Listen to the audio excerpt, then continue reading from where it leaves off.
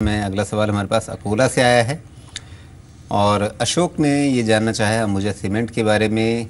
200 रुपये के भाव पे इन्होंने ख़रीदारी की है और जो शेयर इनके पास हैं 2000 संख्या में है। बिल्कुल जो इनकी ख़रीदारी का भाव है 19 स्तरों के आसपास ये शेयर चल रहा है, लेकिन इसका मतलब शायद ये नहीं बनता कि इन्होंने आज ही ख़रीदा होगा, आजकल में ही ख़रीदा होगा, क्योंकि काफ़ी समय से लगभग सितंबर के बाद से ये इन्हीं स्तरों के आसपास घूम रहा है। तो कहना मुश्किल है कि इन्होंने कितना समय इस शेयर को पहले से ही दे दिया है। अभी आगे के लिए क्या सलाह बनती है आपकी?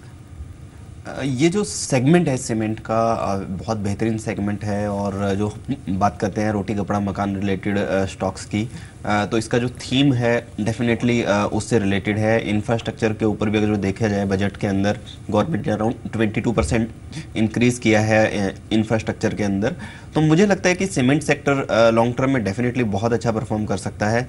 बट जो सीसीआई का इन कंपनीज़ के ऊपर लगातार पैनी नज़र रहती है, जो प्राइसिंग को लेकर ये लोग मैनिपुलेट किया है इन्होंने सीमेंट कंपनी से, तो उसके चलते एक प्रेशर देखने को मिलता है। बट ओवरऑल लॉन्ग टर्म के नज़रिए से बेहतरीन कंपनीज है, तो लॉन्ग टर्म के नज़रिए से होल्ड किया जाना चाहिए। जी, लंबे अवधि के लिए उम्मीदें हैं, खासतौर पे इसलिए भी कि सरकार का इंफ्रास्ट्रक्चर पर जितना ज़्यादा जोर है वो सारा जब काम होगा तो सीमेंट क्षेत्र को उसका सीधा सीधा फ़ायदा मिलना चाहिए, ये उम्मीद की जाती है। बहरहाल अगला सवाल हमारे पास है इस समय सौरभ का, पश्चिम बंगाल से एसएमएस भेजा है इन्होंने ऑर्किड फार्मा के बारे में।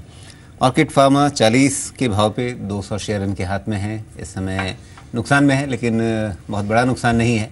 ऑर्किड फार्मा को लेकर आपकी क्या राय है? जो पूरे फार्मा बास्केट के लिए है वही, या यहाँ पर थोड़ा सा कुछ आप अलग भी देखते हैं? Rajiv ji, any space which is not doing well and is not expected to do well in the near term would be a cell.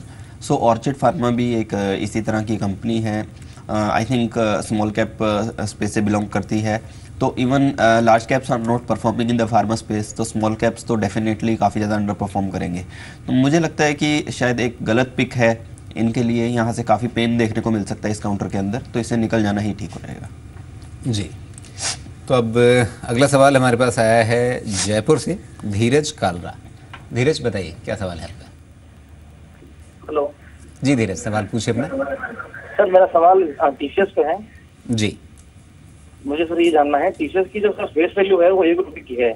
जी, तो सर मैं ये जानना चाह रहा हूँ सर, इसका तो कभी स्टेट हुआ नहीं, तो सर इसकी फेस वैल्यू 10 रुपये होनी चाहिए ना सर? कोई भी हर शेयर होता है, जैसे इन्फोसिस, एचसीएल टेक्नोलॉजी, एंट्री, जो भी शेयर होते हैं, रिलायंस, लार्सन, इन सबकी सर फेस वैल्यू 10 रुपये होती है। जी, तो सर टीसीएस की फेस वैल्यू 1 रुपये क्यों है? इसके बारे में मुझे थोड़ा आप डिटेल में समझाएं सर। देखिए, फेस वैल्यू आपकी कोई ज़रूरी नहीं है कि 1 रुपये हो 10 रुपये हो, वो कंपनी के ऊपर निर्भर है। और कई बार ये भी होता है कि जब आईपीओ लाया जाता है उस समय फेस वैल्यू कुछ होती है, बाद में स्टॉक स्प्लिट की वजह से, बोनस शेयर की वजह से, माफ़ कीजिए बोनस शेयर की वजह से तो नहीं, लेकिन हाँ स्टॉक स्प्लिट की वजह से उसकी फेस वैल्यू बाद में कम होती है। तो आप किसी भी शेयर के फेस वैल्यू के बारे में आप जानना चाहते हैं तो आप एक्सचेंजों की वेबसाइट पर जाइए, वहाँ पर हर शेयर के बारे में, हर कंपनी के बारे में आपको पूरी जानकारी मिलेगी कि आप इस कंपनी का फेस वैल्यू इसमें कितना है, उसकी जानकारी आप वहाँ से ले सकते हैं। इसमें कोई बड़ी उलझन की स्थिति नहीं है। इसके अलावा आपने इन्फोसिस पे भी सवाल पूछा है क्या? इन्फोसिस और टीसीएस है, दोनों होल्ड करता हूँ सर, दोनों का इंटरनेट शेयर है मेरे पास। जी, और सर मैं इसको लंबा रखना चाहता हूँ सर, 5-7 साल, कोई टेंशन नहीं है पैसों का। दोनों कंपनियों के बारे में बता दीजिए सर आप, कैसी हैं कंपनियाँ सर?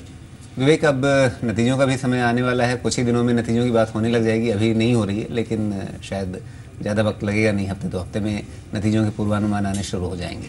क्या दिख रहा है आपको? राजीव जी, एक हमने स्ट्रेटजी दी थी around 6 months back on TCS and Infosys. We said sell TCS and buy Infosys, because इन दोनों का जो वैल्यूएशन गैप था वो काफ़ी ज़्यादा बढ़ गया था और हमें ये नज़र आ रहा था कि वो वैल्यूएशन गैप डेफिनेटली कहीं ना कहीं किसी न किसी लेवल पर जाकर ब्रिज होगा, और ऐसा हुआ भी है। काफ़ी बड़ा जो गैप था वो काफ़ी हद तक ब्रिज अप हुआ है और इन्फोसिस ने आउट परफॉर्म किया है टीसीएस को। आने वाले समय में मुझे लगता है कि Infosys will continue to outperform TCS, because TCS is in the maturity phase at this point of time. तो वो एक काफ़ी लंबे समय के लिए कंसोलिडेशन में रह सकता है। हालांकि होल्ड करने के लिए बुरा स्टॉक नहीं है, बट फिर भी मुझे लगता है कि रिटर्न्स बहुत बेहतरीन नहीं मिलेंगे टीसीएस के अंदर। इन्फोसिस डेफिनेटली हमारी बाय लिस्ट के अंदर आता है। बहुत बेहतरीन कंपनी है। जिस तरह का टर्न अराउंड हुआ है विशाल सिक्का के आने के बाद से, ऑर्डर बुक में इंप्रूवमेंट देखने को मिल रहा है, ऑपरेटिंग मार्जिन्स में इंप्रूवमेंट देखने को मिल रहा है, क्वार्टरली रिजल्ट्स बेहतरीन देखने को मिल रहे हैं, तो उसके चलते मुझे लगता है कि इन्फोसिस आने वाले समय में काफ़ी बेहतरीन परफॉर्म कर सकता है। तो इन्फोसिस पे हमारी बाय रिकमेंडेशन रहेगी।